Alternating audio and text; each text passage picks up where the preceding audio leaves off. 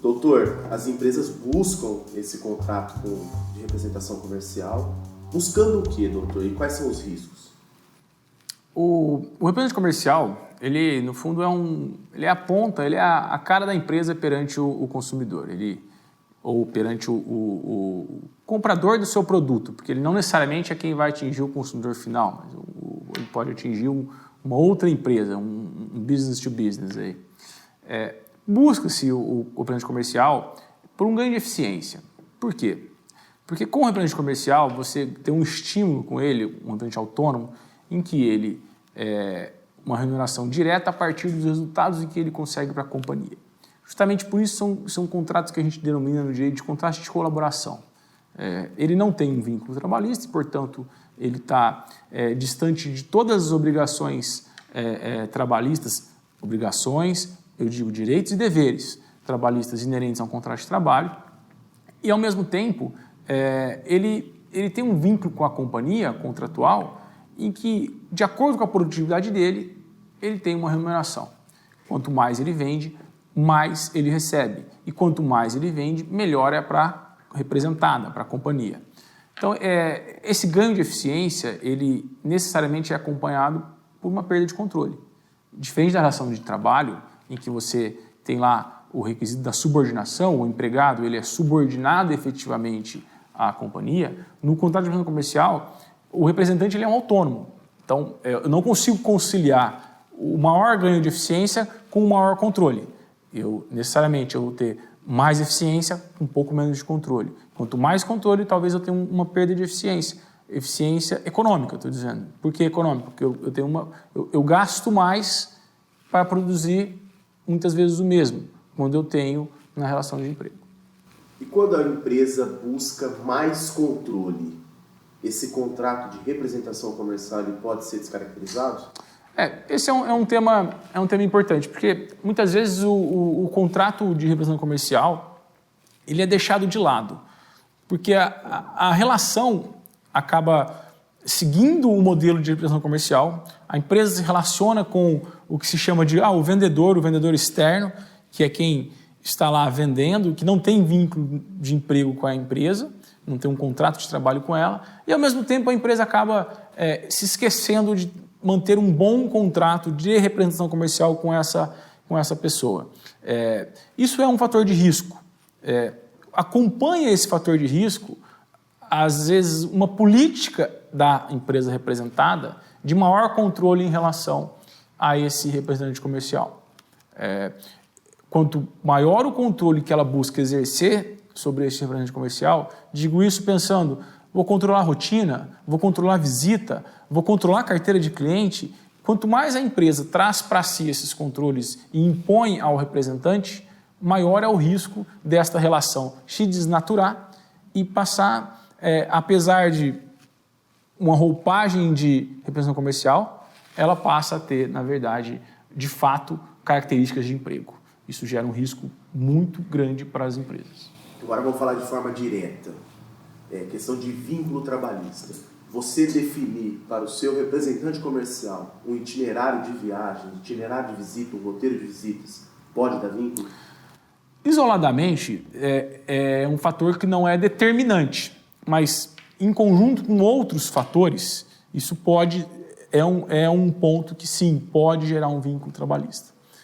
Parando para pensar o seguinte, eu tenho lá um representante em que eu imponho horário, imponho rotina e muitas vezes eu não tenho um contrato esclarecendo por que eu estou colocando isso daí. Porque eu posso ter uma justificativa econômica para ter isso daí, mas se isso não está muito bem definido em contrato, se isso não está bem definido nessa relação, isso é um fator que, em conjunto com esses outros, pode gerar um risco trabalhista. Em conjunto, quais outros fatores que me ocorrem aqui que a gente pode lembrar? Por exemplo, a antecipação de despesas. O representante, por natureza, é um profissional autônomo, um profissional cujos riscos, ele tem os seus próprios riscos, que são independentes dos riscos da empresa. Justamente por isso que a remuneração dele é em cima do resultado. Quando eu antecipo valores, eu faço pagamentos mínimos para esse representante, eu estou me distanciando do que é o natural dessa lei. Essa relação, esse fator em conjunto, por exemplo, com a imposição de itinerário, com a imposição de horário ou com a imposição de metas muito robustas, são fatores que geram a possibilidade de ser encarada essa relação como de emprego. E aí passa a ser algo bastante sério. Por quê? Porque você, ao longo de anos, remunerou esta pessoa a partir de um enquadramento de representante comercial. Se isso se desnatura e cai para o enquadramento de empregado, o impacto financeiro é muito forte. Então, por isso que o cuidado que se deve ter, não só na elaboração do contrato, mas no segmento de regras a partir do contrato, é muito importante na relação de representante e representado. E a elaboração do contrato também é importante até para o próximo passo. Caso a representação comercial seja encerrada, como que fica questões da carteira de cliente, da questão da continuidade dos negócios que você fazia com quem prestava, para quem você prestava serviço ou para quem você oferecia serviço. Isso tem que estar tudo no contrato, doutor? A lei de representação comercial, em casos de rompimento, ela tem sim um tratamento específico para isso. Há um pagamento de uma indenização para o representante ou o não pagamento, se houver hipótese de justa causa. Isso tudo está na lei e pode ser aprimorado no contrato.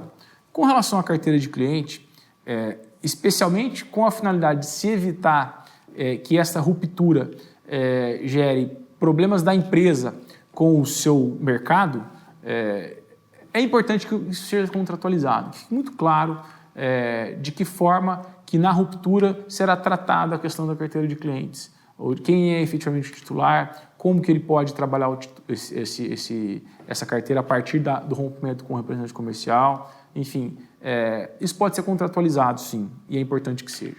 Então, qual que é a dica para quem vai buscar esse contrato de representação comercial? Qual é a dica como advogado que você daria? A principal dica é se informar efetivamente do que a lei permite, do que ela prevê em relação a esse tipo de contrato, para que essa relação ela seja baseada num bom contrato, mas que siga o que é natural de uma relação de representante e representado, sem excessos nem por parte do representante, nem por parte do representado. Então, basicamente, acho que a principal dica não basta um bom contrato se na aplicação deste contrato eu excedo em relação à cobrança de metas, ou eu crio excessos em relação à fiscalização da rotina deste representante. O contrato pode até não ter esta previsão, e é natural que não tenha, é desejável que não tenha, mas se na prática eu aplicar isto, eu estou me afastando de uma relação de emprego comercial e me aproximando de uma relação de emprego justamente pelo requisito da subordinação.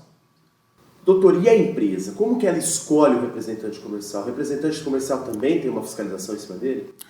O representante comercial, existe um conselho, a própria lei determina a maneira como esse conselho ele é constituído, a forma como ele é presidido, enfim, as funções que ele tem. Quando você busca a escolha de um representante comercial, você não necessariamente precisa que ele esteja registrado no conselho para que ele exerça a profissão. É o ideal que ele o faça. Digo isso por quê? Porque existe uma boa jurisprudência que já diz que o fato de um representante ele não estar registrado não permite que a empresa não pague as verbas inerentes à representação que ele faz para a empresa. Mas não estar registrado implica num risco, novamente, em relação de emprego. Então, o ideal, a empresa que busca um bom representante, é que ela, se ele não está inscrito no conselho, que a empresa determine que ele o faça. Para quê? Para que fique claro que aquele profissional está sendo contratado, ele é vinculado a uma entidade e ele tem uma função específica de representação comercial dentro do universo desta empresa. Se ele não estiver registrado, quais são os dois principais impactos? Primeiro, sim, é um fator que aumenta o risco de se interpretar essa relação como uma relação de emprego. Ponto 1. Segundo, não, o fato dele não estar registrado não permite que a empresa deixe de pagar verbas de representação comercial conforme está no contrato. Ou seja, em resumo, o melhor para a empresa é que ela faça a escolha do seu representante a partir de pessoas que já estejam registradas, se não estiver, que o exija.